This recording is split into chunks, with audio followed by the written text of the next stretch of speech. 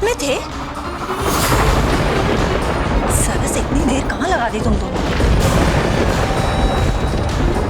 इतनी देर कैसे कर दी तुम दोनों ने? सरस, अपने बारे में नहीं तो कुमुद के बारे में तो सोचते।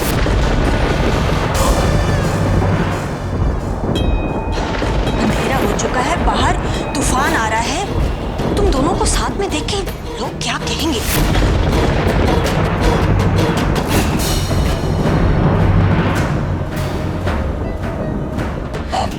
क्या?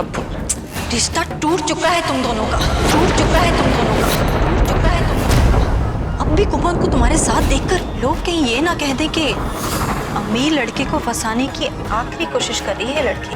प्लीज स्टॉप इट माँ।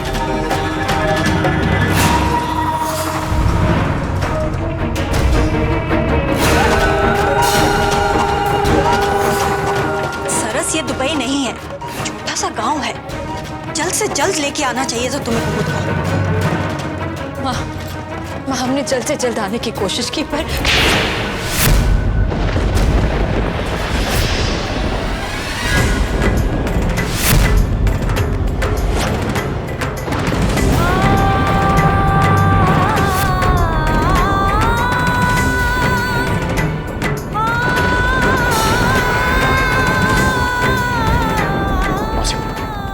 इसमें कुमुद की कोई गलती नहीं। कुमुद,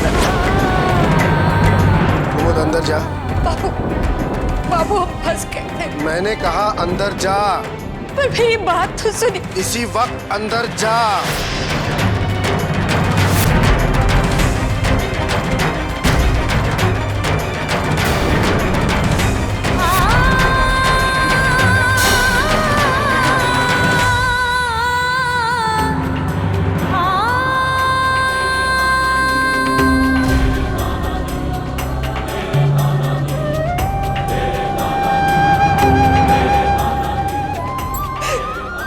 काका, हम लोग आ ही रहे थे और तू भी।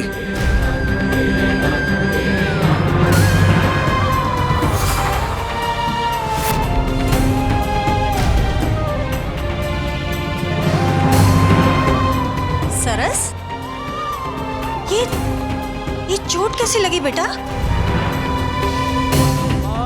आओ, मैं दवा लगा देती हूँ। पर ये चोट लगी कैसे? कहाँ गए थे तुम दोनों?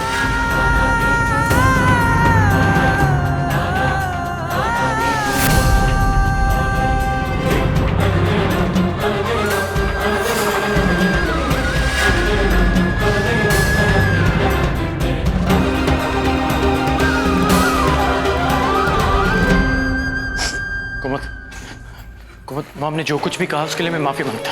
मैं मौसी माँ को समझा रहा हूँ, तुम फिक्र मत करो। दीदी, दीदी तुम ठीक तो हो ना? आखिर हुआ क्या दीदी? वो बापू तुम्हें ही ढूंढने के लिए जा रहे थे। सब घर में बहुत परेशान थी दीदी, इसीलिए गुस्सा हो गए। दीदी,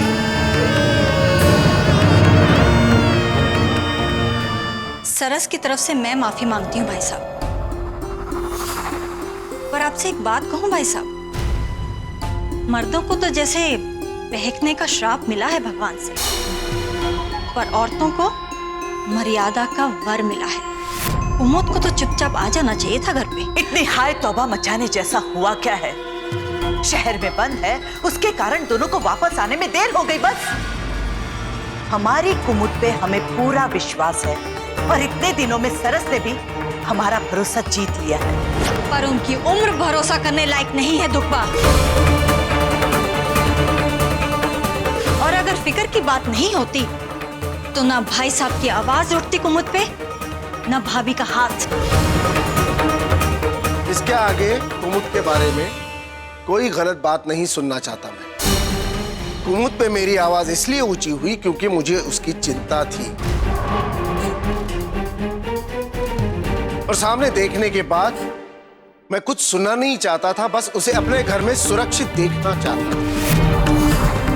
मेरी पत्नी का हाथ उस पे इसलिए उठा क्योंकि हमारी बच्ची जब अकेली घर से बाहर गई थी तो मेरी पत्नी का सारा चैन साथ ले गई थी। सरस को सवाल पूछने की जरूरत आप तो पढ़ी, हमने तो कुमुद से सवाल जवाब कुछ नहीं किया।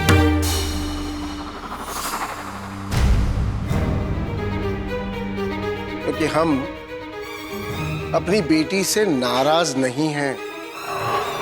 हम अच्छी तरह जानते हैं हमने जो रेखा खींच दी है हमारी बेटी कभी पार नहीं करेगी।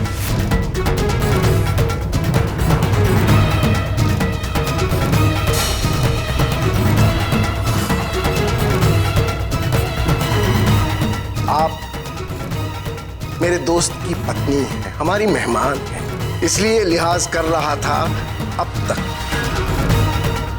दोबारा मेरी कुमुद के बारे में कुछ कहें तो 10 बार सोच लें, कहीं मेरे हाथों आपका अपमान न हो जाए।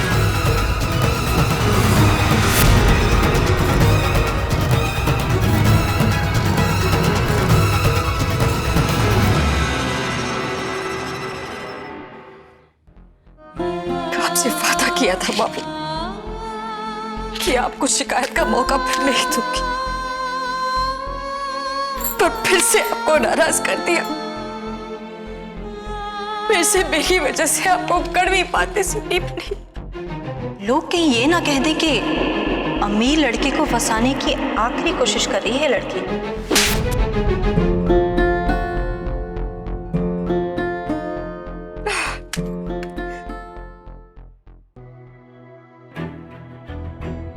क्यों बुलाया मैंने उसे यहाँ? ये सब मेरी वजह से हो रहा है। क्यों बुलाया?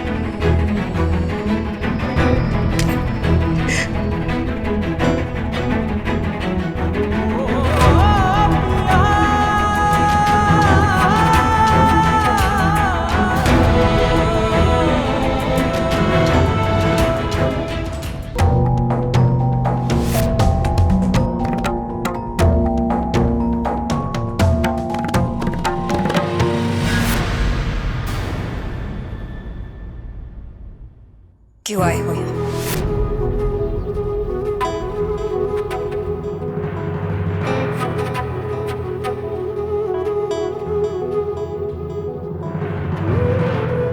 चला? हाँ जला, बहुत जला है मेरा दिल। सिर्फ मेरा ही नहीं, मेरे माँ बापों का भी दिल जलाया तुमने। मैंने तुमसे कहा था कि मुझसे दूर रहो, तो फिर क्यों टकराए मुझसे? क्यों मेरे पीछे है? क्यों अपने रास्ते नहीं चले गए?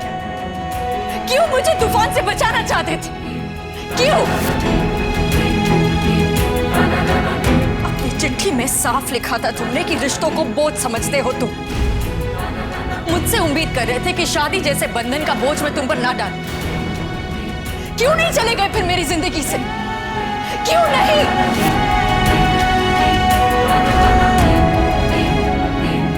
हाँ, मैंने चिट्ठी लिखी थी और चिट्ठी में यह भी लिखा था कि मुझसे कोई रिश्ता मत रखना। फिर भी तुमने मुझे यहां बुलाया, क्यों?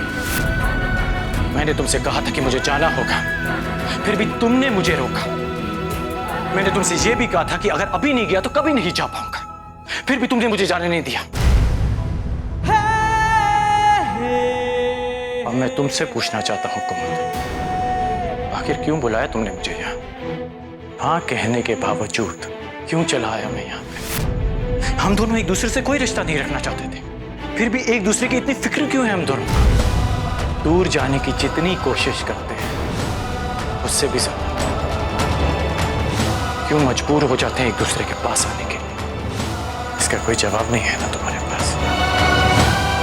इन सवालों का मेरे पास भी कोई जवाब नहीं है।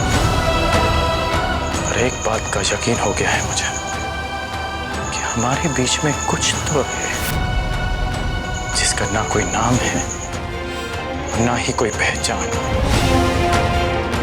पर ये एहसास अब ना मैं छुटला सकता हूं